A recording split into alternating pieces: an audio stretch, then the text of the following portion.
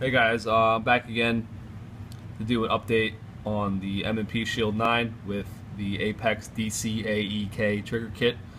DCAEK standing for Duty Carry Action Enhancement Kit. I got the aluminum trigger versus the polymer trigger that they offer. I believe it is the same kit for the M&P Shield 40 as it's the same gun, just the bore is, or the barrel and the bore is different.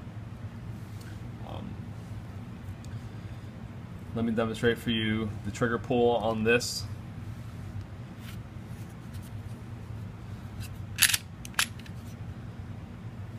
Nothing in the chamber, nothing in the mag.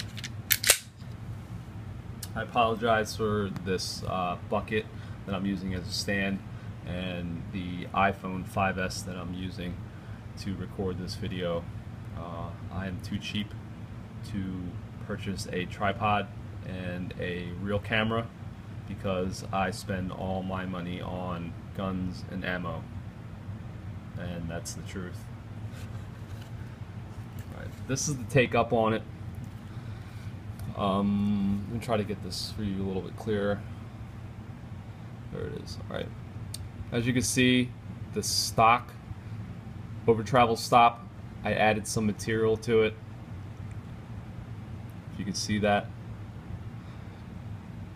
The trigger kit reduces trigger travel, overall trigger travel, so it was not touching or hitting the over travel stop, and it was just stopping on its own.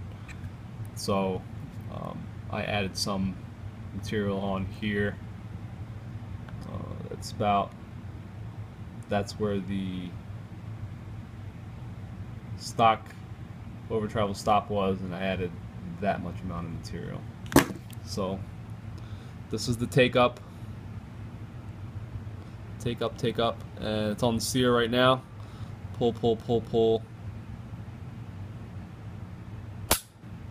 That's where it stops. Reset.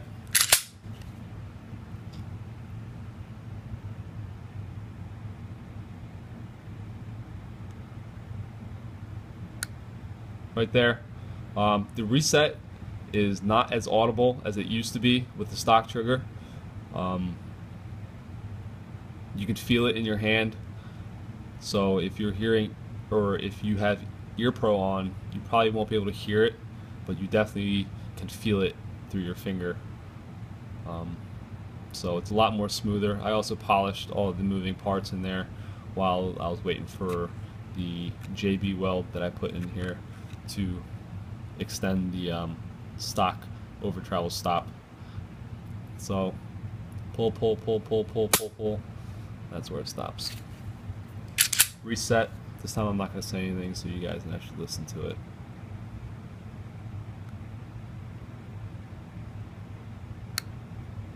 There it is. Pull. That's where it stops. I just want to do a quick comparison from the Shield 9 to my Kimber Pro Carry 2. This is a 4 1/4 inch full-size frame. By far the best trigger that I've ever felt on a handgun, ever. This gun was $400 out the door. This was about $1,000 out the door. My girlfriend actually prefers shooting the 45 over the Shield 9. The recoil is, she just prefers shooting this over the 9. I guess the 9 is a little bit too snappy for her. This just eats up the recoil.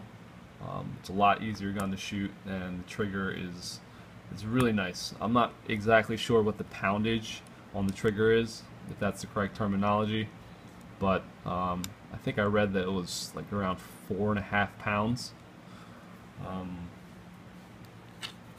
And on here with the stock springs versus the Apex springs, I think it drops it to 4 to 4.5 pounds. So this is around 4 to 4.5 pounds right now, and that's, I think it's 4.5. I'm pretty sure. I'm pretty sure, like 99% sure. Let me demonstrate for you that the 1911 is clear. Nothing in the chamber, nothing in the mag. So this is the take up on the 1911. It's virtually none. It's from here, no take up, to here, here to here. So I'm pulling. That's where it stops. Reset.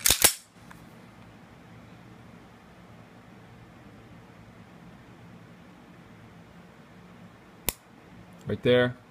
Pull again. Pull. That's where it stops. One more time. This time I'm gonna shut up. Reset. Pull. 1911. I mean, not 1911. The Shield 9. Take up. All this take up. Pull.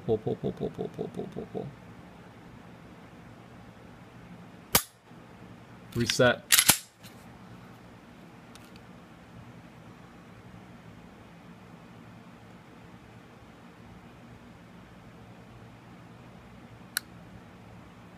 There it is. Pull. So that's the comparison between the two. Like I said, this is $400 gun. This is a $1,000 gun. The trigger kit was about $150 for the Shield 9. And I've done absolutely nothing to the 1911 except for the hoe grips.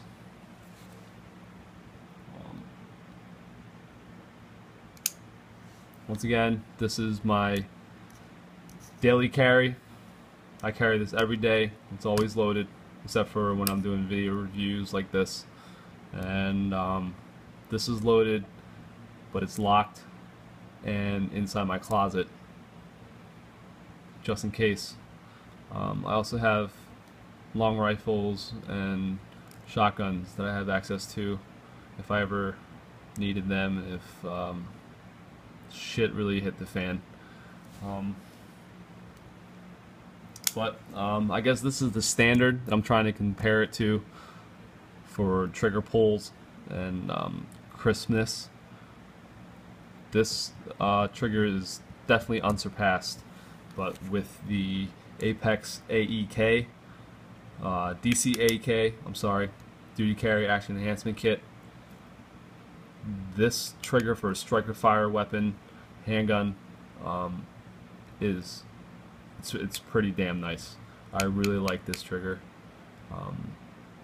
I train with this every day. Not every day. I train with it twice a week. I go to the range with it twice a week. So you might disagree that a 4 to 4.5 pound trigger pull for a duty carry or daily carry gun is too light. I'm going to have to disagree with you, because if you do train with it, I believe you're going to be okay with it. I also added the Trigicon. They're not Trigicon, they're distributed by Trigicon, but they are sold by Amerigo. The groupings that I have with this are a lot tighter. Overall, I'm really happy with this, and I haven't had any failures, extractions, fire problems with this weapon. I shoot all brass ammo, and no problems with this whatsoever. I don't shoot this that often, but when I do, it's always brass. Never had any problems with the Kimber as well, but definitely not this is definitely not my carry weapon. I've only had this for less than a year. Through the warmer months, I tried to carry it once, but it just prints too much versus the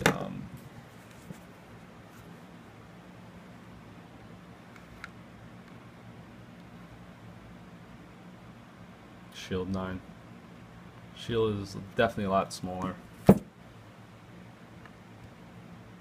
Obviously, 3-inch barrel versus a 4 1/4 inch barrel. You can see. You get the specs on it online if you really wanted to. But if you have any questions or comments, suggestions, I am open to them. You can like my video. Don't like it, I really don't care. I'm not making any money on this. I'm not one of those YouTube whores. So this is just for your personal knowledge. But you can't go wrong with it. Also, this knife I've had for over 3 years. Got a seatbelt cutter on it, window breaker. Got some use to it, as you can see. Made by Smith & Wesson. I sharpened it a few times. It's never failed me. It's not assisted or anything, but great knife.